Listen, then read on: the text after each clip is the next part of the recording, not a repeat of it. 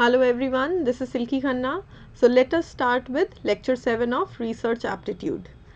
The topic that we are going to talk about is formal experimental research designs. A bit complicated one, but example से मैं explain करूँगी, उस तरीके से detail में exam में आने वाला नहीं है. एग्जाम्पल सिर्फ आपको समझाने के लिए दिए गए हैं टैबुलर फॉर्मेट्स में. आपको सिर्फ और सिर्फ डिज़ाइन का नाम पता होना चाहिए और उसकी खासियत क्या है, स्पेशलिटी क्या है, वो आपको याद रखना है. So moving on to our very first slide. सबसे पहले तो ये कि इस पूरी स्लाइड में हम जो भी बात करेंगे वो फॉर्मल एक्सपेरिमेंटल रिसर्च डिज़ाइन के बारे में होगी. ऑलरेडी हम जो है एक लेक्चर में इनफॉर्मल एक्सपेरिमेंटल रिसर्च डिज़ाइन को डिस्कस कर चुके हैं. So this whole lecture is going to be about formal experimental research designs. तो सबसे पहले तो मैं बता दूं, फॉर्मल एक्सपेरिमेंटल रिसर्च डिज़ाइंस में we are going to control more.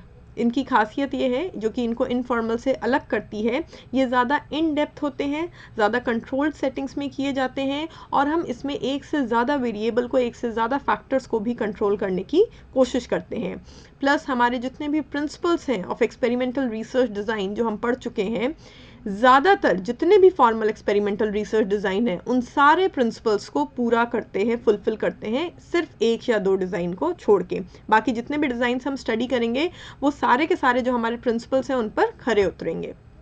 So starting with the first one, बहुत सिंपल है, two group simple randomise design. ठीक है, रैंडमाइज डिज़ाइन है. सो लेट्स से हमारे पास एक पॉपुलेशन है. ठीक है, एक सिटी में इस समय जो है कोविड कितना स्प्रेड हो चुका है, लेट्स से उसके बारे में हमको इन्फॉर्मेशन लेनी है. या फिर एक सिटी में कितने लोग वैक्सीनेटेड है, कितने लोग वैक्सीनेटेड नहीं है, उन पे वैक्सीनेशन का क्या असर हुआ है, वैक्सीनेशन की वजह से केसेस कम हुए हैं या नहीं हुए हैं, इस तरीके की लेट्स से इन्फॉर्मेशन हमको चाहिए है. सो एक सिटी के लोग वो हमारी पॉपुलेशन हो गए. उसमें से हमने पहले लिया सैम्पल. तो लेट्स से एक सिटी की पॉपुलेशन जो है इट्स अबाउट 1 करोड़. सो 1 करोड़ में से लेट्स से हमने हमारा सैंपल ले लिया 2000 या 4000 लोगों का. Let's say we have taken 4000 people in our sample. Randomly लिया है हमने, कोई स्पेसिफिक क्राइटेरिया नहीं है, तो रैंडमली 4000 लोगों का हमने सैंपल ले लिया. अब इस सैंपल को मैंने दो ग्रुप्स में बांट दिया, ग्रुप ए ग्रुप बी. यानी कि 4000 लोग मैंने लिए हैं, उसमें से 2000 लोग चले गए ग्रुप ए में और 2000 लोग चले गए ग्रुप बी में. उसके बाद मैंने जो है ये जो ग्रुप ए है इसको ट्रीटमेंट एक्स प्रोवाइड किया, ग्रुप बी को ट्रीटमेंट वाई प्रोवाइड किया. सो लेट्स से मैंने ग्रुप ए को, ठीक है, वैक्सीन जो है कोवैक्सीन या कोविशील्ड दे दी और ग्रुप बी को मैंने कुछ भी ट्रीटमेंट नहीं दिया. सो बेसिकली ग्रुप ए को मैंने वैक्सीनेशन दी है तो ये हो जाएगा मेरा एक्सपेरिमेंट ग्रुप. ग्रुप बी को अगर मैं कोई भी वैक्सीन नहीं देती हूँ तो वो कहलाएगा मेरा कंट्रोल ग्रुप. एक तो इस तरीके से हम कर सकते हैं research. There is another possibility also. Let's say I want to check कि कोविशील्ड और कोवैक्सीन में से ज़्यादा कौन सी बेटर है इन्फेक्शन के स्प्रेड को रोकने के लिए. तो मैंने क्या किया कि ग्रुप ए को जो है कोविशील्ड दे दी ट्रीटमेंट एक्स और ग्रुप बी को कोवैक्सीन दे दी ट्रीटमेंट वाई. यानी कि मैंने कंट्रोल ग्रुप रखा ही नहीं. सो कहने का मतलब ये है, आप चाहे तो एक को एक्सपेरिमेंट ग्रुप, एक को कंट्रोल ग्रुप बनाएं, एक को ट्रीटमेंट दें, दूसरे को ट्रीटमेंट ना दें. और या फिर हो सकता है आपके पास दो ट्रीटमेंट है, आप उन दो ट्रीटमेंट को कंपेयर करना चाहते हैं कि कौन सा वाला ज़्यादा कारगर होगा, ज़्यादा सही साबित होगा, तो आप दोनों ग्रुप्स को अलग अलग ट्रीटमेंट दे के भी देख सकते हैं. लेकिन जब आपने दोनों ग्रुप को एक एक ट्रीटमेंट दे दिया तो याद रखिएगा फिर उस केस में आपने किसी को भी कंट्रोल ग्रुप नहीं बनाया, क्योंकि कंट्रोल ग्रुप वो होता है जिसको हम कोई ट्रीटमेंट नहीं देते हैं या जैसे वो चलते आ रहे थे पुराने ट्रीटमेंट वही चलते आ रहे हैं, नया कुछ नहीं देते हैं. तो अगर आपने एक को कोविशील्ड और एक को कोवैक्सीन दे दी तो फिर मतलब आपने कंट्रोल ग्रुप कोई भी नहीं रखा. अब इसमें जो है देखते हैं कौन से प्रिंसिपल्स हमारे पूरे हुए हैं. सबसे पहले देखिए प्रिंसिपल ऑफ रेप्लिकेशन पूरा हुआ है क्या. क्या हम इस एक्सपेरिमेंट को बार बार रिपीट करके देख रहे हैं अलग अलग ग्रुप्स के ऊपर? नहीं, हमने सिर्फ एक ही बार जो है पॉपुलेशन में से सैंपल लिया, उसको दो ग्रुप में बांटा and we are doing the experiment. So replication जो है वो नहीं हुआ. रैंडमाइजेशन हुआ, बिल्कुल हुआ, बल्कि दो स्टेजेस पे हुआ. एक बार जब हमने पॉपुलेशन में से सैंपल लिया, कंप्लीटली रैंडमली लिया, और उसके बाद सैंपल में से जब लोगों को ग्रुप ए और ग्रुप बी में एलोकेट किया, डिवाइड किया, तो भी रैंडमली किया, तो डबल स्टेप रैंडमाइजेशन हो गया. सो रैंडमाइजेशन का प्रिंसिपल जो है वो बहुत अच्छी तरीके से पूरा हुआ. क्या प्रिंसिपल ऑफ लोकल कंट्रोल पूरा हुआ? Now this depends. अगर आपने दोनों ही ग्रुप को अलग अलग वैक्सीन देके देखी तो मतलब आपने दोनों ग्रुप को एक एक नया ट्रीटमेंट दे दिया, आप उन दोनों वैक्सीन्स को कंपेयर करना चाह रहे थे, तो उस केस में लोकल कंट्रोल नहीं हुआ। लेकिन अगर आप एक ग्रुप को वैक्सीन्स देते, ट्रीटमेंट देते और दूसरे को कोई भी ट्रीटमेंट नहीं देते, तो फिर उस केस में हम कह सकते थे कि लोकल कंट्रोल भी हो गया, मतलब आपने एक कंट्रोल ग्रुप रखा। सो कहने का मतलब ये है कि ये 2 ग्रुप सिंपल रैंडमाइज डिज़ाइन में प्रिंसिपल ऑफ रैंडमाइजेशन तो 100% पूरा हो रहा है। लेकिन रही बात प्रिंसिपल ऑफ रेप्लिकेशन की, वो पूरा नहीं हो रहा है। हाँ, अगर आप बार बार इस एक्सपेरिमेंट को अलग अलग ग्रुप्स पर रिपीट करते हैं अलग अलग सैंपल लेके, तब जो है प्रिंसिपल ऑफ रेप्लिकेशन भी पूरा हो जाएगा। और आपने जो 2 ग्रुप बनाए हैं, इसमें हमें 2 ही ग्रुप बनाने हैं। वैसे तो हमारे पास 3-4 ट्रीटमेंट, और लेट्स से 4-5 तरीके की वैक्सीन्स वर्ल्ड में बनी, हमने 4 ग्रुप बना दिए, चारों को अलग अलग वैक्सीन देके देखिए, ऐसा भी हो सकता है। बट क्योंकि डिज़ाइन का नाम है 2 ग्रुप, इसीलिए हम 2 ग्रुप्स के बारे में बात कर रहे हैं। सो इन 2 ग्रुप में से अगर आपने एक को कंट्रोल ग्रुप रखा, यानी कि एक को कोई ट्रीटमेंट नहीं दिया, तो प्रिंसिपल ऑफ लोकल कंट्रोल भी पूरा हो जाएगा। लेकिन अगर आपने एक ग्रुप को कंट्रोल नहीं रखा, सारे ही ग्रुप्स को ट्रीटमेंट दे दिया कोई ना कोई, तो फिर प्रिंसिपल ऑफ लोकल कंट्रोल पूरा नहीं होगा। यानी कि 100% कौन सा पूरा हो रहा है? Principle of randomization. ये वाला 100% पूरा हो ही रहा है, बाकी 2 के ऊपर डाउट है। अब देखिए होता क्या है कि एक होता है कि इनबिल्ट मैकेनिज्म क्या है किसी भी डिज़ाइन का, उसके अकॉर्डिंग हमारे प्रिंसिपल्स पूरे हो रहे हैं, जस्टिफाइड है या नहीं है। और एक होता है कि अगर आप डिज़ाइन में अपने अकॉर्डिंग रिसर्चर थोड़ा सा वेरिएशन या ऑल्ट्रेशन कर दें, तो वो इन तीनों प्रिंसिपल्स को पूरा कर सकता है। ऐसे ही हमारे जो इनफॉर्मल डिज़ाइंस हमने पढ़े थे बिफोर एंड आफ्टर ओनली वाले, उनमें भी यही था कि अगर हम उनको मॉडिफाई कर दें तो हम सारे प्रिंसिपल्स को पूरा कर पा रहे थे, लेकिन अगर हम मॉडिफाई नहीं करें, वेरिएशन नहीं करें, तो फिर हम सारे प्रिंसिपल्स को पूरा नहीं कर पा रहे थे। ऐसा ही इस केस में भी हुआ है। इस केस में भी प्रिंसिपल ऑफ रैंडमाइजेशन तो हर हालत में पूरा हो रहा है, वो इनबिल्ट है। लेकिन बाकी की 2 प्रिंसिपल, रेप्लिकेशन और लोकल कंट्रोल, वो डिपेंड करेगा रिसर्चर पे। अगर वो थोड़ा वेरिएशन ले आए, यानी कि वो इसी एक्सपेरिमेंट को बार बार अलग अलग ग्रुप्स बना के रिपीट करे, तो वो प्रिंसिपल ऑफ रेप्लिकेशन भी पूरा कर पाएगा। और अगर वो एक को कंट्रोल ग्रुप रखे, तो वो प्रिंसिपल ऑफ लोकल कंट्रोल भी पूरा कर पाएगा। सो बेसिकली अगर हम थोड़ा सा वेरिएशन लाएं, तो तीनों प्रिंसिपल्स अप्लाई हो रहे हैं, अदरवाइज सिर्फ एक प्रिंसिपल ऑफ रैंडमाइजेशन ही अप्लाई हो रहा है। Moving on to next one, which is random replication design.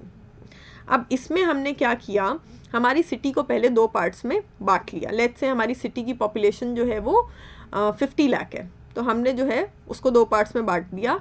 25 lakh population 1, 25 lakh population 2, 2 parts में बांटा पहले, और रैंडमली बांटा। देयर इज़ नो क्राइटेरिया, कोई एज, हाइट, जेंडर या जो है इनकम स्टेटस, किसी के अकॉर्डिंग नहीं बांटा है, रैंडमली बांटा है। ठीक है। फिर जो है ये जो पहले वाले 25 लाख लोग थे, इसमें से हमने जो है पहला सैंपल लिया 2000 लोगों का, और दूसरे वाले जो 25 लाख लोग थे उसमें से दूसरा सैंपल लिया 2000 लोगों का। फिर हमने इन 2000 लोगों को 4 ग्रुप में बांटा, group 1, group 2, group 3, group 4, 4 groups में हमने बांटा। तो 2000 डिवाइडेड बाय 4, 500 लोग एक ग्रुप में गए, तो यानी कि G1, G2, G3, G4, हर एक ग्रुप में 500 लोग आए इधर से सैंपल 1 से, और 500 लोग आए इधर से सैंपल 2 से। तो यानी कि अगर मैं एक ग्रुप लूँ G1, तो इसमें 500 लोग आ रहे हैं इधर से, 500 लोग आ रहे हैं इधर से, तो टोटल कितने हो गए? 1000 इन ईच ग्रुप। ठीक है। इस तरीके से हमने 4 ग्रुप बना लिए, और चारों ग्रुप में 1000 मेंबर्स होंगे। G1, G2, G3, G4, 4 group बना लिए। फिर इसमें से भी पहले 2 को हमने मान लिया एक्सपेरिमेंटल ग्रुप, इनको हमने वैक्सीनेशन देके देखा। ठीक है। और बाकी के लास्ट वाले जो 2 है G3, G4, इनको हमने मान लिया कंट्रोल ग्रुप, इनको हमने कोई वैक्सीनेशन नहीं दी। ठीक है। रैंडम रेप्लिकेशन डिज़ाइन में हम ये मान के चलते हैं कि एक ग्रुप हमारा कंट्रोल ग्रुप रहेगा ही रहेगा, जबकि ऊपर वाला जो था उसमें हमारे पास चॉइस थी कि हम एक को कंट्रोल ग्रुप रखते या फिर हम दोनों ही ग्रुप्स को ट्रीटमेंट दे दें। बट रैंडम रेप्लिकेशन डिज़ाइन में एक ग्रुप को कंट्रोल ग्रुप रखना ही है, ये डिज़ाइन ही ऐसा है। सो 2 ग्रुप्स को एक्सपेरिमेंटल ग्रुप, 2 को हमने वैक्सीन देके देखा, ट्रीटमेंट देके देखा, और 2 को हमने क्या रखा? कंट्रोल ग्रुप रखा। अब देखते हैं कौन से प्रिंसिपल्स हमारे पूरे हो रहे हैं। प्रिंसिपल ऑफ रेप्लिकेशन पूरा हो रहा है क्या? यस। अब हमने प्रिंसिपल ऑफ रेप्लिकेशन भी पूरा कर दिया। इसमें कैसे? हमने जो है क्या किया, अलग अलग ग्रुप्स बनाए, 4 ग्रुप्स बनाए और उसमें 2 एक्सपेरिमेंटल ग्रुप थे, यानी कि वैक्सीन को हमने 2 अलग अलग ग्रुप्स को दे के देखा, और 2 कंट्रोल ग्रुप्स बनाए, यानी कि 2 अलग अलग ग्रुप्स को हमने वैक्सीन नहीं दे के देखा। तो ये रेप्लिकेशन हो गया। मैं सिर्फ एक ग्रुप को ट्रीटमेंट देके नहीं देख रही हूँ, मैं एक से ज़्यादा ग्रुप को ट्रीटमेंट देके देख रही हूँ, और उसमें भी मेंबर्स मेरे पास जो है अलग अलग सैंपल से आ रहे हैं। तो ये रेप्लिकेशन हो गया, रेपिटेशन हो गया। यहाँ पर सिर्फ एक ग्रुप को ट्रीटमेंट देके नहीं देखा है, एक से ज़्यादा ग्रुप को ट्रीटमेंट देके देखा है। मैंने तो यहाँ 4 बनाए हैं, मेरे पास स्पेस कम थी, आप 8 भी बना सकते हो, 10 भी बना सकते हो। तो यहाँ पर हम एक से ज़्यादा ग्रुप को ट्रीटमेंट देके देख रहे हैं। सो हमारा प्रिंसिपल ऑफ रेप्लिकेशन पूरा हुआ। प्रिंसिपल ऑफ रैंडमाइजेशन भी बहुत अच्छी तरीके से पूरा हुआ, क्योंकि हमने पहले रैंडमली पॉपुलेशन को 2 पार्ट्स में बांटा, फिर उसमें से सैंपल लिया, फिर दोनों सैंपल्स में से फाइनली हमने अपने ग्रुप में लोगों को डाला, और ये सब कुछ हम रैंडमली कर रहे हैं। सो प्रिंसिपल ऑफ रैंडमाइजेशन भी बहुत अच्छी तरीके से फुलफिल हुआ। और प्रिंसिपल ऑफ लोकल कंट्रोल भी फुलफिल हुआ, क्योंकि इसमें नेसेसरी है, कंपलसरी है कि हमको कंट्रोल ग्रुप रखना ही है इस वाले डिज़ाइन में। तो यानी कि G3 G4 2 हमने कंट्रोल ग्रुप बनाए, 2 ग्रुप्स को हमने कोई भी ट्रीटमेंट नहीं दिया, और 2 ग्रुप्स को हमने ट्रीटमेंट दे के देखा, हमने कंट्रोल ग्रुप रखा, तो हमारा प्रिंसिपल ऑफ लोकल कंट्रोल भी पूरा हुआ। सो बेसिकली ये जो रैंडम रेप्लिकेशन डिज़ाइन था, इसका इनबिल्ट डिज़ाइन ही ऐसा है कि इसमें हमारे तीनों प्रिंसिपल्स जो हैं एक्सपेरिमेंटल रिसर्च डिज़ाइन के, वो फुलफिल हो गए। जबकि ऊपर वाले 2 ग्रुप सिंपल रैंडमाइज डिज़ाइन में क्या था, प्रिंसिपल ऑफ रैंडमाइजेशन तो पूरा हो रहा था, बाकी पे क्वेश्चन मार्क था। रिसर्चर अगर ऑल्ट्रेशन करता है, थोड़ा वेरिएशन लाता है, अपनी मर्जी से एक्सपेरिमेंट बार बार रिपीट करता है, अपनी मर्जी से एक कंट्रोल ग्रुप रखता है, तो हम कह सकते हैं कि सारे प्रिंसिपल्स फुलफिल हुए, वरना नहीं। So moving on to next one. Now we have randomized block design. Already मैं आपको एक बार पहले भी समझा चुकी हूँ। ब्लॉक का मतलब क्या है, होमोजेनस ग्रुप्स में बांटना। होमोजेनस ग्रुप्स में हमें क्यों बांटना होता है, ताकि जो एक्सट्रेनियस वेरिएबल है उसके इम्पैक्ट को, उसके इफेक्ट को हम लोग कंट्रोल कर सकें। आप लोग ज़्यादा कंफ्यूज नहीं हो, इसलिए मैं वापस वही एग्जाम्पल ले रही हूँ, और इसी एग्जाम्पल के थ्रू मैं आगे भी कंटिन्यू करूँगी ताकि आप समझ सकें। सो मैंने वही एग्जाम्पल लिया फर्टिलिटी ऑफ लैंड वाला, कि मेरे पास 3 सीड्स हैं ABC। मुझे चेक करना है कौन सी सीड की यील्ड जो है सबसे ज़्यादा अच्छी है, A की, B की या C की। अब इस ABC सीड को मुझे जो है लैंड पे लगा के देखना था, बट लैंड की फर्टिलिटी अलग अलग हो सकती है। क्या पता सीड A ऐसे लैंड पे लग जाती जिसकी फर्टिलिटी बहुत अच्छी थी, इसीलिए उसकी यील्ड अच्छी होती, और बेचारी सीड C ऐसी जगह पे लग जाती जो बेकार लैंड था, सूखा लैंड था, तो उसकी फर्टिलिटी बेकार थी लैंड की, इस वजह से सीड C की यील्ड कम होती। तो ऐसे केसेस में जो मेरा फाइनल रिजल्ट आता, यील्ड कितनी हुई है, प्लांट की ग्रोथ कैसी हुई है, या कितना प्रोडक्शन हुआ है, वो सीड से ज़्यादा किस पे डिपेंड करता, लैंड की फर्टिलिटी पे। So I wanted to control this factor fertility of land. ये मेरे लिए एक्सट्रेनियस वेरिएबल था जो मुझे क्लियरली पता नहीं लगने देता कि कौन सी सीड सबसे अच्छी है। इसीलिए ऐसे थर्ड फैक्टर को, ऐसे थर्ड वेरिएबल को, एक्सट्रेनियस वेरिएबल को, इस फैक्टर को हम होमोजेनस ग्रुप्स में बांटते हैं। होमोजेनस मतलब सेम कैरेक्टरिस्टिक वाले ग्रुप। सो होमोजेनस ग्रुप्स में हमने बांट दिया। हमने लैंड के टुकड़ों को 5 पार्ट्स में बांटा है। देखिए, सबसे पहला मोस्ट फर्टाइल लैंड, फिर ये उससे कम, ये उससे कम, ये उससे कम, और ये लीस्ट फर्टाइल लैंड। इस तरीके से हमने 5 पार्ट्स में लैंड के टुकड़ों को बांट दिया। अब हमने रैंडमली कहीं पे A सीड लगाई है, कहीं पे B लगाई है, कहीं पे C। ये जो पूरा एलोकेशन आपको दिख रहा है इस टेबल में, इस चार्ट में, ये रैंडमली किया गया है। कहीं पे भी मैंने A लगा दी, कहीं पे B लगा दी, कहीं पे C लगा दी। इससे फायदा क्या हुआ है कि देखो, A वाली जो है वो मोस्ट फर्टाइल जगह पे भी लगी हुई है, उससे कम वाले पे भी लगी हुई है, उससे कम वाले पे भी लगी हुई है, उससे कम वाले पे भी लगी हुई है, और लीस्ट वाले पे भी लगी हुई है। अब मैं क्या करूँगी, जब मुझे रिजल्ट चेक करना होगा, तो A जो सीड है उससे जो मेरा प्रोडक्शन हुआ होगा, जो मेरी यील्ड आई होगी, वो हर तरीके के लैंड से मैं टोटल करके उसका एवरेज निकाल लूँगी कि भाई यहाँ से A का प्रोडक्शन कितना हुआ, यहाँ से कितना, यहाँ से कितना, यहाँ से कितना, यहाँ से कितना, उसका एवरेज निकाल लो। वो मेरा टोटल A की यील्ड होगी, टोटल A सीड से हुआ प्रोडक्शन होगा। ऐसे ही B का, ऐसे ही C का, और फिर हम कंपेयर करके बता सकते हैं कि A B C तीनों में से सबसे बढ़िया सीड जो है, सबसे अच्छी सीड कौन सी थी, सबसे ज़्यादा यील्ड या प्रोडक्शन किसका हुआ है।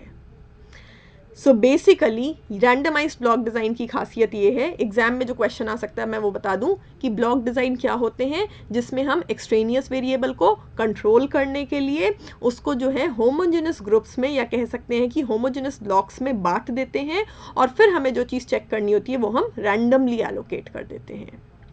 अब देखते हैं इसमें हमारे कौन से प्रिंसिपल्स पूरे हो रहे हैं या नहीं। प्रिंसिपल ऑफ रेप्लिकेशन पूरा हुआ, यस डेफिनेटली।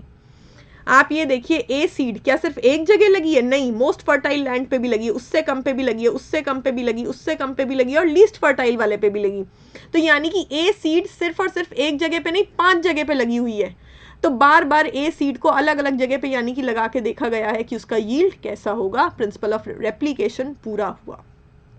रैंडमाइजेशन, यस, मैंने यहाँ पे कोई सोचा समझा ABC नहीं लगाया, कहीं पे भी A, कहीं पे भी B, कहीं पे भी C, रैंडमली मैंने ABC सीड एलोकेट कर दी थी। तो प्रिंसिपल ऑफ रैंडमाइजेशन पूरा हुआ और प्रिंसिपल ऑफ लोकल कंट्रोल भी पूरा हुआ, क्योंकि जो मेरा थर्ड वेरिएबल था extraneous variable fertility of the land, जिसकी वजह से मुझे ये जानने में प्रॉब्लम होती कि जो यील्ड जो प्रोडक्शन हुआ है वो सीड की वजह से अच्छा हुआ है या लैंड फर्टाइल था इसलिए अच्छा हुआ है।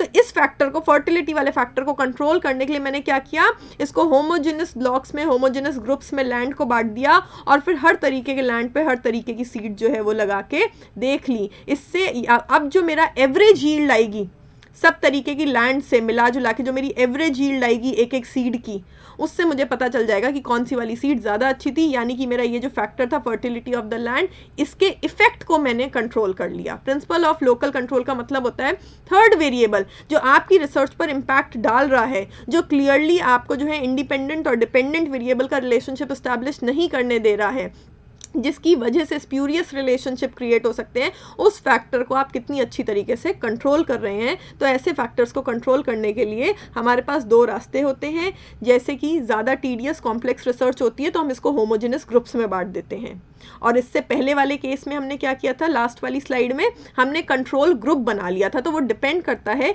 कि हमारा एक्सपेरिमेंट किस प्रकार का है। तो या तो हम होमोजेनस ग्रुप्स में बांट देते हैं या फिर हम कंट्रोल ग्रुप बना लेते हैं।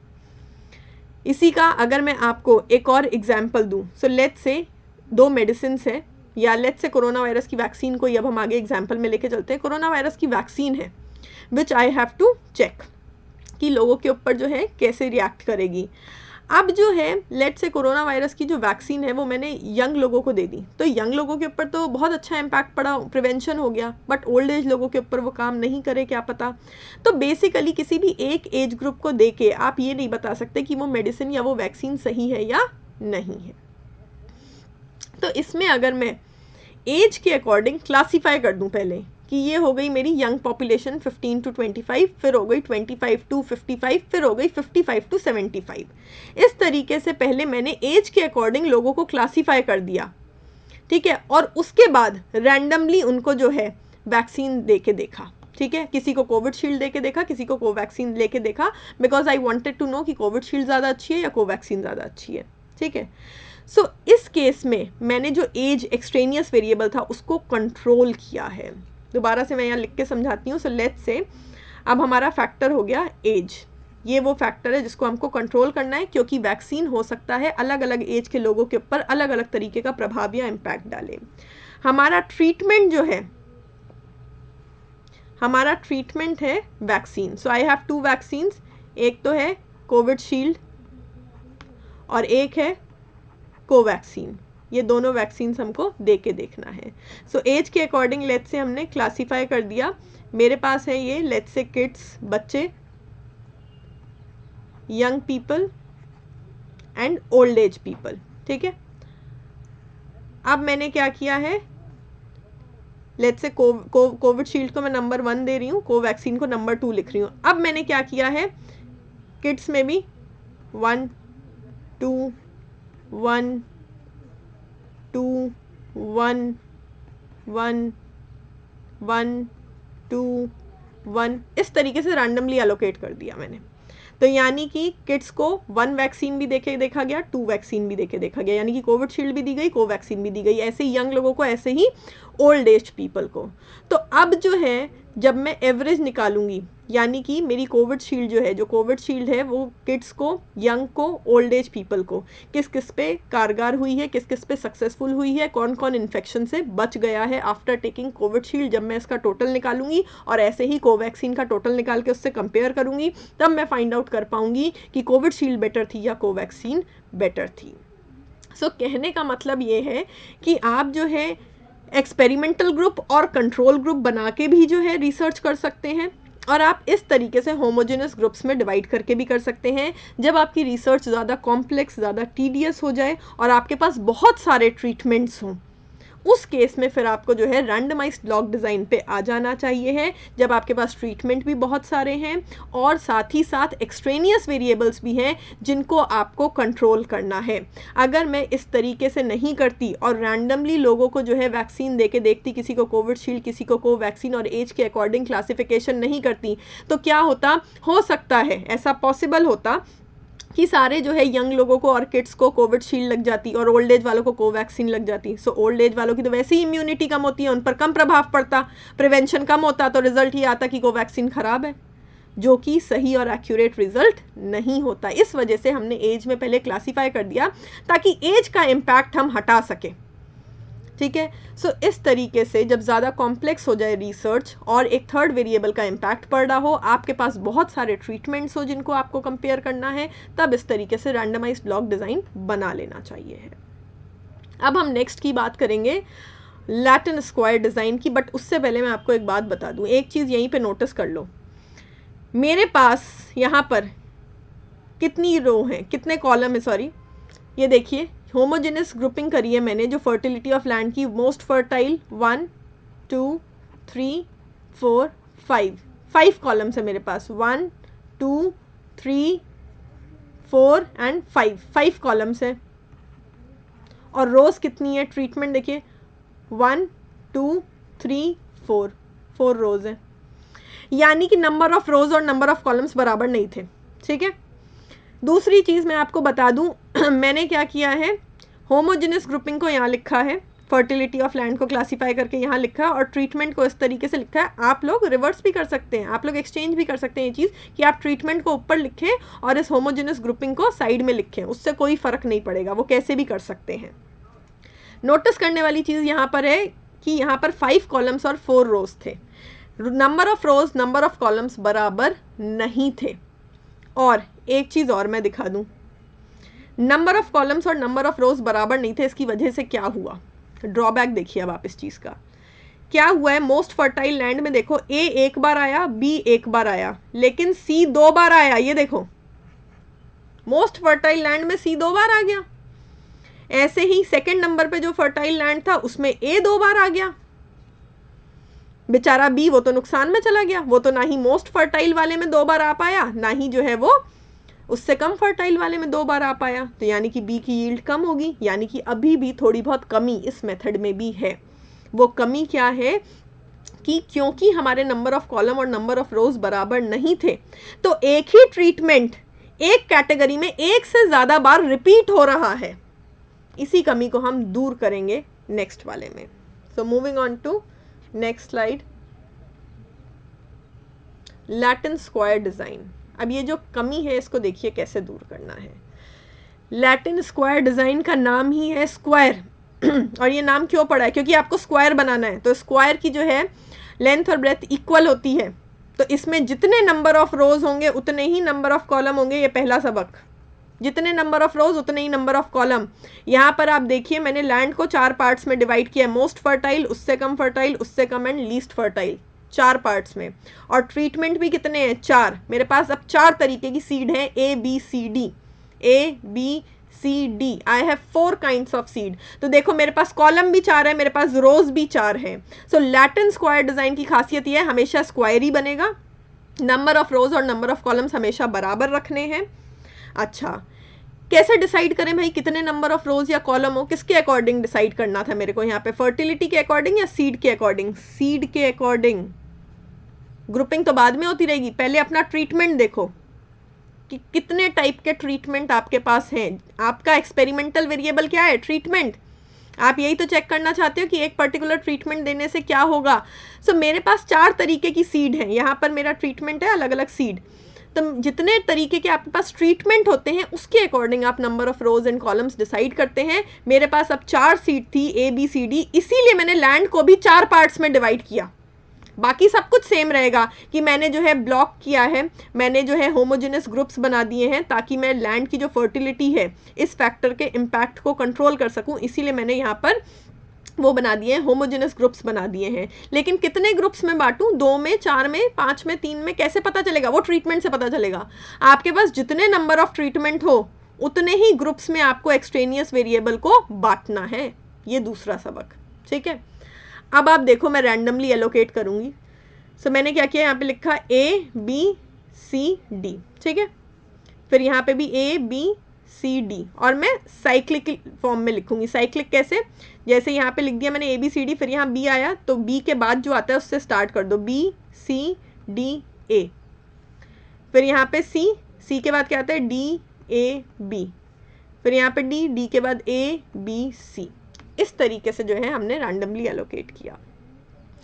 अब आप देखो खासियत, जो पुराने वाले डिज़ाइन में रैंडमाइज ब्लॉक डिज़ाइन में प्रॉब्लम आ रही थी कि एक जगह पे 2 बारी एक सीड रिपीट हो रही थी, वो यहाँ नहीं होगी। आप देख लो, मोस्ट फर्टाइल है, इसमें A भी एक बार आया, B भी एक बार आया, C भी एक बार आया, D भी एक बार आया। क्या रिपीट हुआ है? नहीं। इस वाले में, सेकेंड वाले में देखो, B एक बार, C एक बार, D एक बार, A एक बार। रिपीट हुआ है? नहीं। एक रो में भी देखोगे तो भी रेपिटेशन नहीं मिलेगा। देखो ABCD, no repetition, BCDA, no repetition. So basically वो जो ड्रॉबैक था रैंडमाइज ब्लॉक डिजाइन का, वो हमने दूर कर दिया। यहाँ पर किसी भी तरीके से, किसी भी प्रकार से रेपिटेशन नहीं हो रहा है। एक ही रो में या एक ही कॉलम में एक सीड एक से ज्यादा बार नहीं आ रही है। So this is the best thing that we have done. अब आप देखिए, these designs are used to simultaneously control or eliminate 2 sources of nuisance variability. जिन 2 फैक्टर्स का प्रभाव पड़ रहा था एक्सटर्नली, हमने 2 फैक्टर्स एक साथ कंट्रोल करें। यही लैटिन स्क्वायर डिज़ाइन की खासियत है। एक तो हमने कंट्रोल किया ग्रुपिंग करके, ये हुआ पहले टाइप का कंट्रोल। दूसरा कंट्रोल, एक ही टाइप के लैंड में हमने एक सीड को 2 बार नहीं लगने दिया, ये हुआ सेकेंड कंट्रोल। सो बेसिकली हम 2 सोर्सेस को, 2 वेरिएबल्स को, 2 फैक्टर्स को, 2 चीज़ों को एक साथ कंट्रोल कर सकते हैं लैटिन स्क्वायर डिज़ाइन में। ये इसकी खासियत है। दोबारा से मैं पूरा रिपीट करती हूँ, लैटिन स्क्वायर डिज़ाइन हमेशा स्क्वायर में बनेगा। 2x2 या 3x3 या 4x4 या 5x5, मतलब जितने नंबर ऑफ रोज उतने ही नंबर ऑफ कॉलम्स। आप किसी भी वेरिएबल को रो की साइड, किसी भी वेरिएबल को कॉलम की साइड दिखा सकते हैं, लेकिन आपको डिसाइड ये करना होता है how many number of treatment you have. Let's say मेरे पास 4 वैक्सीन है, ठीक है, तो यानी कि मेरे पास 4 ट्रीटमेंट है। तो जब मैं एक्सट्रेनियस वेरिएबल को कंट्रोल करूंगी ना, तो मैं उसको 4 ही होमोजेनस ग्रुप्स में बांटूंगी। अगर मेरे पास 5 वैक्सीन होती, ठीक है, और लेट्स से मुझे एज के अकॉर्डिंग ग्रुपिंग करनी होती, तो फिर मैं 5 ग्रुप में बांटती। हमेशा स्क्वायर ही बनेगा और इससे अच्छा इम्पैक्ट ये पड़ेगा कि एक ही ट्रीटमेंट एक जगह पे 2 बार रिपीट नहीं होगा। अब आप देखिए कौन कौन से प्रिंसिपल्स पूरे हुए। प्रिंसिपल ऑफ रेप्लिकेशन पूरा हुआ, यस भाई। ए जो है लेट्स से वो मोस्ट फर्टाइल लैंड में भी लगा हुआ है, उससे कम वाले में भी लगा हुआ है, उससे कम वाले में भी लगा हुआ है, लीस्ट फर्टाइल में भी लगा हुआ है। तो यानी कि एक ही सीड की क्वालिटी अलग अलग तरीके के लैंड में लगा के चेक करी जा रही है। प्रिंसिपल ऑफ रेप्लिकेशन पूरा हुआ। प्रिंसिपल ऑफ रैंडमाइजेशन भी पूरा हुआ। हमने ये जो सीट्स यहाँ पे एलोकेट करी थी, ये जो है रैंडमली एलोकेट करिए, कहीं पे भी ए, कहीं पे भी बी, सी, डी, इस तरीके से हम लोग लिख सकते थे। मैंने साइक्लिक ऑर्डर में लिखा ताकि कहीं पे भी किसी भी प्रकार का रेपिटेशन नहीं हो। अगर आप वैसे भी लिखोगे तो भी जो है रैंडमाइजेशन का प्रिंसिपल पूरा होगा। And principle of local control, आपने ग्रुपिंग करी है, फर्टिलिटी के अकॉर्डिंग ग्रुप्स में बांटा है, इस वजह से प्रिंसिपल ऑफ लोकल कंट्रोल भी पूरा हो रहा है। अब जो है एक और फैक्टर है इंटरैक्शन। अब मैं इसका ड्रॉबैक बताती हूँ जिसकी वजह से हम नेक्स्ट वाले पे आएंगे। इंटरैक्टिविटी या इंटरैक्शन वो क्या होता है, मैं एग्जांपल देती हूँ। ऐसे भी तो हो सकता है कि लेट्स से जो डी वाली सीड है, ठीक है, वो उसमें कुछ ऐसा कंपोजिशन है कि वो लीस्ट फर्टाइल लैंड के लिए बहुत सूटेबल है। ये डी वाली जो सीड है ये वैसे तो अच्छी नहीं है, बेकार है, रिजल्ट आना चाहिए कि ये सीड खराब है, इसकी यील्ड अच्छी नहीं है ज़्यादा, लेकिन इसकी कंपोजिशन कुछ इस प्रकार की है कि ये लीस्ट फर्टाइल लैंड में बहुत जल्दी ग्रो करती है, बहुत अच्छी यील्ड देती है, तो हमारा रिजल्ट तो आएगा कि भाई डी बहुत अच्छी है। इसे हम कहते हैं interactivity of two factors, interaction effect of two factors. Let's say मैं बात करती हूँ कोविशील्ड या कोवैक्सीन, कोई भी एक वैक्सीन उठा लो, ठीक है, कोवैक्सीन हमने उठा ली लेट्स से फॉर एग्जांपल। अब जो है कोई पर्सन है जो मल्टीविटामिन की टैबलेट लेता है ऑलरेडी, ठीक है, जो लोग मल्टीविटामिन की टैबलेट ले रहे हैं उनके ऊपर कोवैक्सीन का कुछ ऐसा कंपोजिशन है कि उसका इम्पैक्ट बहुत ज़्यादा और बहुत अच्छा होता है और 100% प्रिवेंशन हो जाता है। तो ये हो गया interaction between two variables, multivitamin की टैबलेट और कोवैक्सीन का प्रभाव, इसे हम बोलते हैं इंटरैक्शन। भाई ऐसा भी तो हो सकता है कि यहाँ पे कोई पर्टिकुलर सीड जो है किसी पर्टिकुलर लैंड के लिए बहुत ज़्यादा सूटेबल थी, ये डी सीड वैसे तो अच्छी नहीं थी लेकिन लीस्ट फर्टाइल लैंड में ये बहुत बढ़िया ग्रो करती है, तो इसे हम बोलते हैं interaction effect of two variable. Covaxin जो है वो उन लोगों पर ज़्यादा अच्छा प्रभाव डाल रही है जो मल्टीविटामिन की टैबलेट्स लेते हैं, ठीक है, क्योंकि उसमें कुछ ऐसा कंपोजिशन है जो जब मल्टीविटामिन के सॉल्यूशन के साथ मिलता है बॉडी में तो उससे और भी ज़्यादा अच्छा इफेक्ट बनता है। तो अब आप कैसे कह सकते हो कि कोविशील्ड अच्छी है या कोवैक्सीन अच्छी है? अगर आपने रैंडमली अपना सैंपल एलोकेट किया और एज के अकॉर्डिंग चलो आपने क्लासीफाई भी कर दिया और फिर आपने रैंडमली कोविशील्ड और कोवैक्सीन दे दी, तो भी आप कैसे बताएंगे कि कोवैक्सीन का प्रभाव जो है सब लोगों पर वैसे ही पड़ रहा है या सिर्फ उन लोगों पर ही अच्छा प्रभाव पड़ा है जो मल्टीविटामिन की टैबलेट ले रहे थे? इसको हम बोलते हैं इंटरैक्शन इफेक्ट। एक और एग्जांपल देती हूँ जिससे आपको ज़्यादा क्लियरली, ज़्यादा इजीली समझ में आए।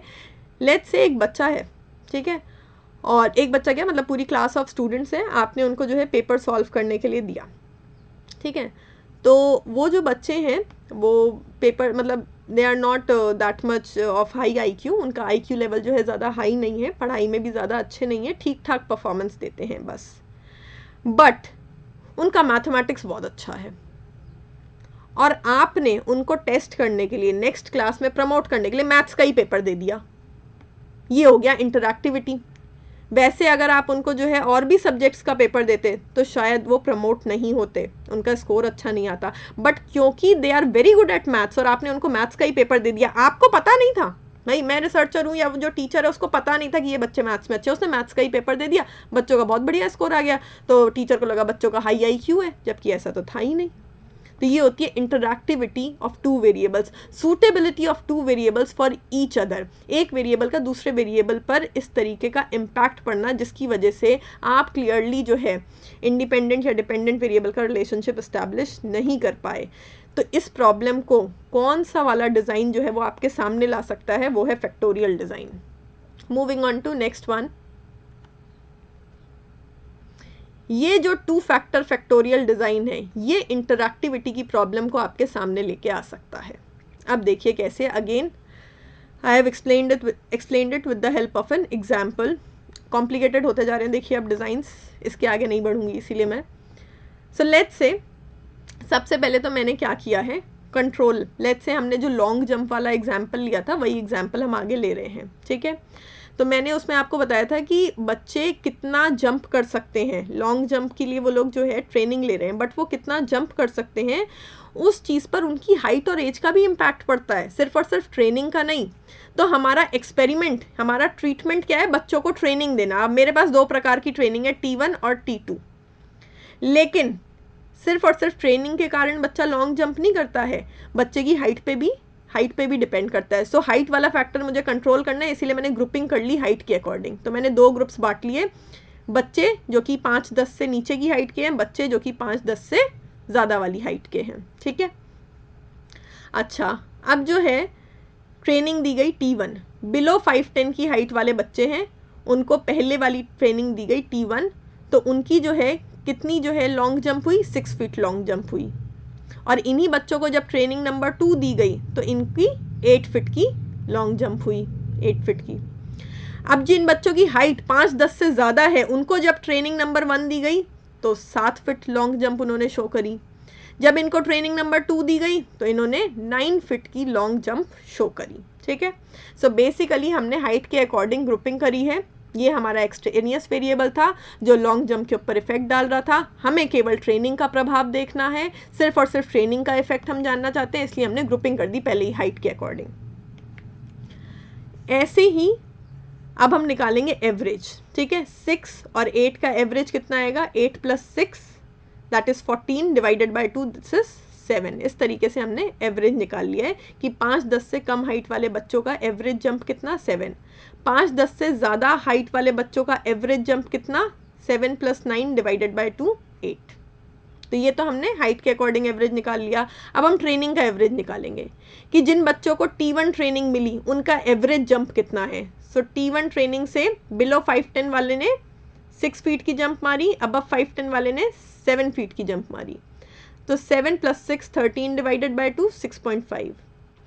ऐसे ही T2, ठीक है, जिनको ट्रेनिंग नंबर 2 मिली उनका 8 + 9 डिवाइडेड बाय 2 8.5 का एवरेज आया। T1 वाले में 6.5 का एवरेज आया। सो बेसिकली हमने सिंपली यहाँ पर क्या किया है, हाइट वाले फैक्टर को कंट्रोल किया।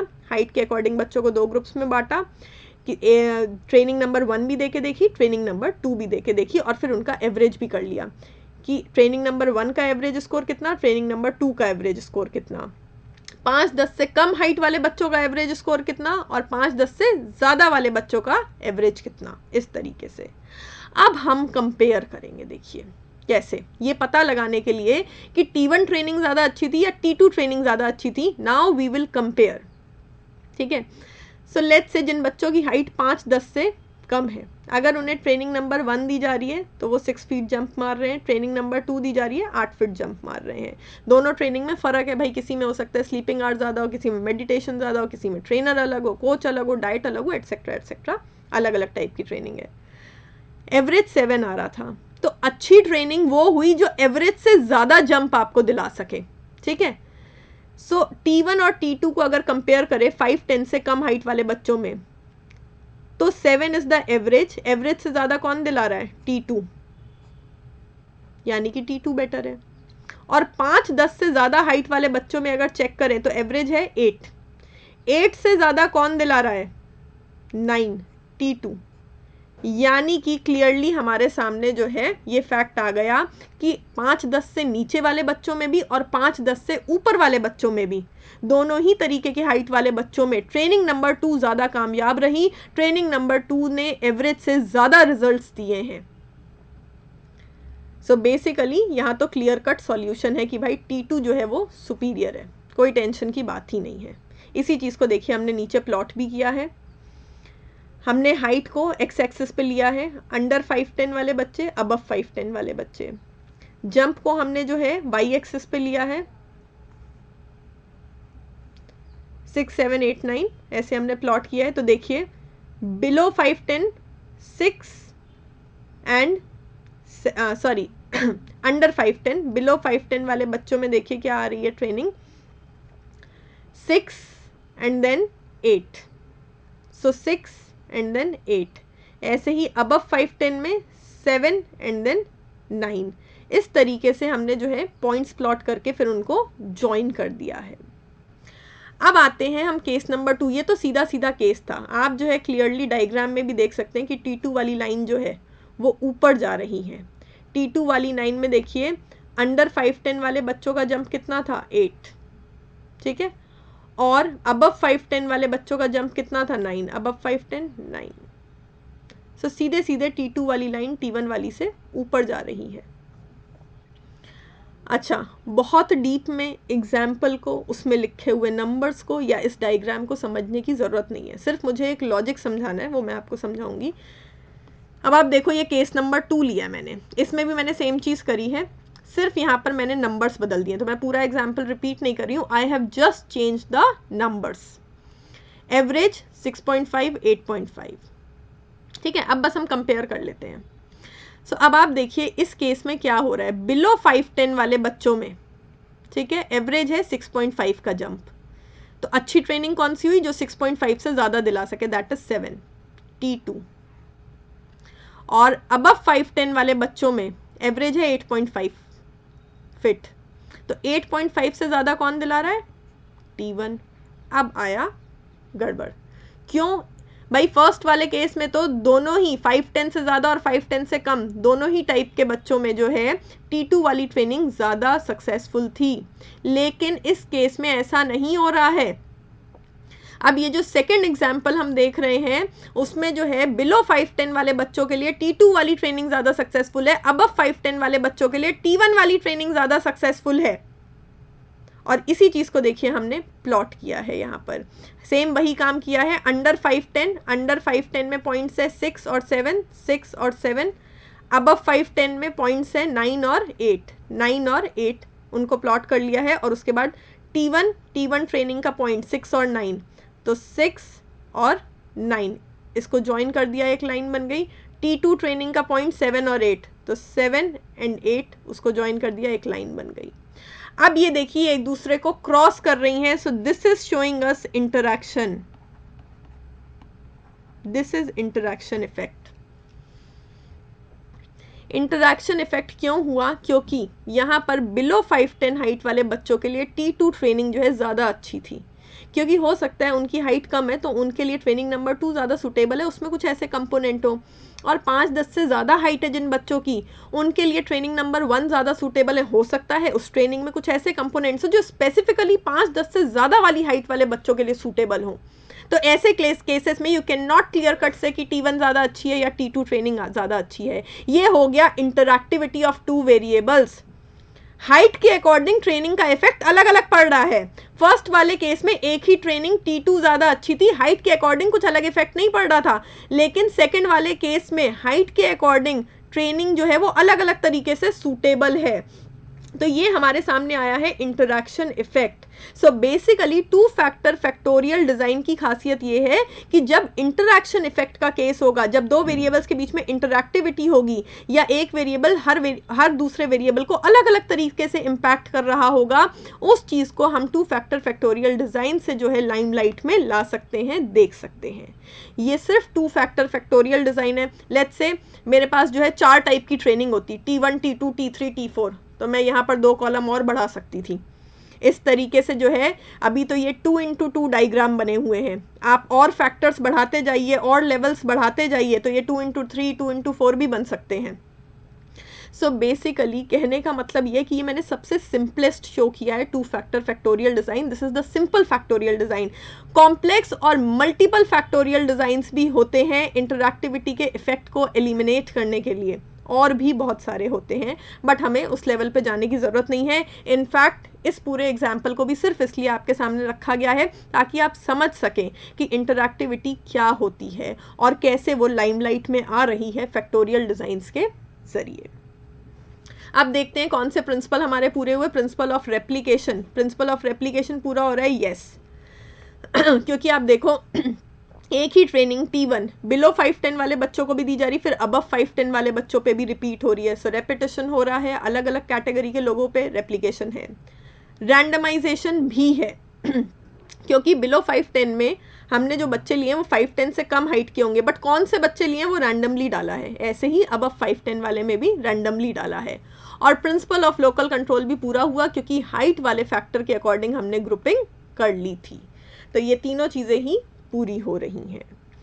सो कहने का मतलब ये है कि ये जितने भी डिज़ाइंस हैं इनसे पहली बात तो क्वेश्चन आने का चांस ना के बराबर है।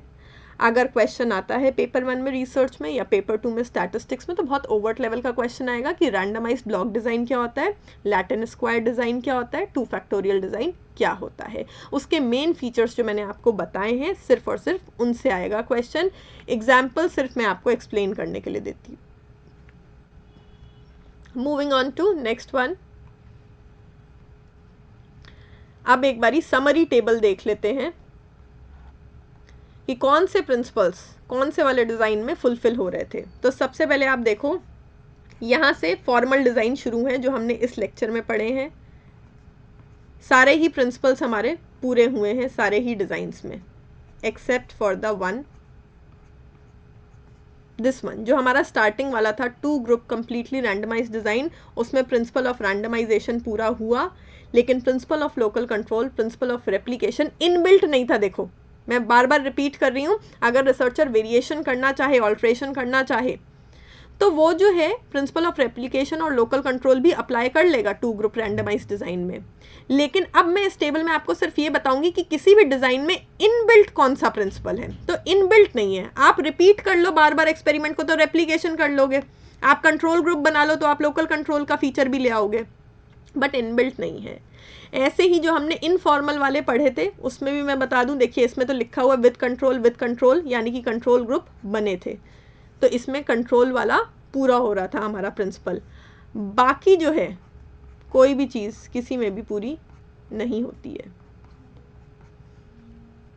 इनफॉर्मल ग्रुप डिज़ाइंस में। अब ऐसा नहीं आप नहीं कर सकते, जैसे कि मैंने आपको क्लियरली एक्सप्लेन किया था, आप बार बार जो है एक्सपेरिमेंट्स को रिपीट करो, आप अपने एक्सपेरिमेंट ग्रुप में, कंट्रोल ग्रुप में बिल्कुल रैंडमली सैंपल को एलोकेट करो और पॉपुलेशन से भी बिल्कुल रैंडमली सैंपल उठाओ, तो उस केस में जो है रैंडमाइजेशन का प्रिंसिपल भी पूरा हो जाएगा। बार बार रिपीट करोगे एक्सपेरिमेंट को तो रेप्लिकेशन का प्रिंसिपल भी पूरा हो जाएगा। बट इस टेबल में मैंने आपको स्पेसिफिकली बताया है कि क्या चीज़ इनबिल्ट नहीं है, जो ओरिजिनल डिज़ाइन है उसमें कौन सा प्रिंसिपल पूरा होता है, कौन सा प्रिंसिपल पूरा नहीं होता है। ऑल्ट्रेशन करना चाहो, वेरिएशन लाना चाहे रिसर्चर, तो वो सारे टाइप के डिज़ाइन में सारे टाइप के प्रिंसिपल पूरे कर सकता है। ठीक है, इसी के साथ moving on to next one. पीछे वाली स्लाइड में अगर आप उस टेबल को फ्यूचर के लिए, अभी तो आपके कोई काम नहीं आएगी वो, क्योंकि नेट के एग्जाम में इतना डीप आता नहीं है, अगर आप नोट डाउन करना चाहें तो वीडियो को स्टॉप करके उस टेबल को नोट डाउन कर सकते हैं, ऑल्दो नेट के एग्जाम के लिए रिक्वायर्ड नहीं है, आगे कभी काम आ सकती है। नाउ द लास्ट थिंग कि जो हमारी ट्रू एक्सपेरिमेंटल रिसर्च है, ट्रू एक्सपेरिमेंटल रिसर्च वो है जिसमें जो है सारे के सारे प्रिंसिपल्स हमारे रिसर्च डिज़ाइन के पूरे हो रहे हों। उनके क्या प्रोज एंड कॉन्स हैं? तो सबसे पहली चीज़, आप वेरिएबल्स को कंट्रोल कर सकते हैं। ठीक है, जब हम वेरिएबल्स को कंट्रोल कर पाते हैं तो हम इंडिपेंडेंट और डिपेंडेंट वेरिएबल के बीच में सही cause and effect relationship accuracy के साथ स्टैब्लिश कर पाते हैं। और भी रिसर्च मेथड्स आप इसके साथ कंबाइन कर सकते हैं, अच्छी तरीके से स्ट्रक्चर्ड होती है, स्पेसिफिक कंक्लूजन आप निकाल सकते हैं। यहाँ पर जो कंक्लूजन आते हैं वो काफ़ी हद तक फिक्स्ड रहते हैं और इजीली डुप्लीकेट हो सकते हैं, मतलब वेरीफाई किया जा सकता है। एक रिसर्चर ने रिसर्च करी, ठीक है, और दूसरे ने भी करी, डाटा हो सकता है दोनों के पास अलग अलग है, सैंपल दोनों का अलग अलग हो, बट क्योंकि आपने रेप्लिकेशन किया है, आपने बार बार एक्सपेरिमेंट को अगर रिपीट करके देखा है और रैंडमली सैंपल को एलोकेट किया है, तो काफ़ी ज़्यादा चांसेस हैं कि जब आप डुप्लीकेट करें सेम एक्सपेरिमेंट को तो आपके कंक्लूजन्स सेम ही आए। कॉन्स क्या है, प्रॉब्लम्स क्या क्या है भाई? ह्यूमन एरर, इतना ज़्यादा न्यूमेरिकल डाटा कलेक्ट करना। यहाँ देखो 2 फैक्टोरियल डिज़ाइन में क्या हालत हो गई, मल्टीपल फैक्टोरियल डिज़ाइन में क्या हालत होती होगी। यहाँ तो हम बहुत छोटे छोटे एग्जाम्पल ले रहे थे। सो ऑब्वियस सी बात है कि कहीं ना कहीं स्टैटिस्टिकल एनालिसिस में ह्यूमन एरर हो सकता है। एक्सट्रेनियस वेरिएबल को जो है आप कंट्रोल कर रहे हो, आप किस तरीके से कंट्रोल कर रहे हो, किस तरीके से ग्रुपिंग कर रहे हो, इस चीज़ में रिसर्चर का पर्सनल बायसनेस आ सकती है। बहुत टाइम कंज्यूमिंग है, एक्सपेंसिव रहता है।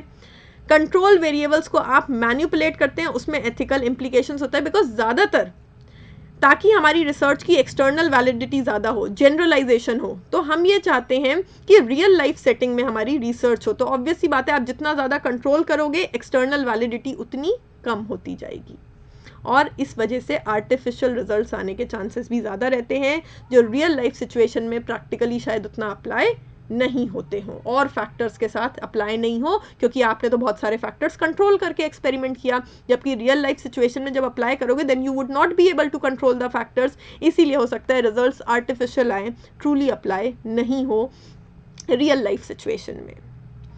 सो इसी के साथ हमारा एक्सपेरिमेंटल रिसर्च भी ओवर। देखिए, एक्सपेरिमेंटल रिसर्च को मैं खुद बता रही हूँ, मैंने बहुत डिटेल में पढ़ाया है, not that much relevant for your exam. आपको सब टाइप की रिसर्च के मीनिंग पता होने चाहिए हैं, उनकी अप्रोचेस वगैरह पता होने चाहिए। एक्सपेरिमेंटल रिसर्च जो है कब सबसे ज़्यादा इस्तेमाल होती है, तो उसके जो डिज़ाइंस हैं, दोबारा से बोल रही हूँ, उसके जो डिज़ाइंस हैं, उनके जो सिर्फ और सिर्फ मेन कैरेक्टरिस्टिक्स हैं या मेन फीचर्स हैं, बस उतने तक ही आपको समझना और पढ़ना है। Thank you.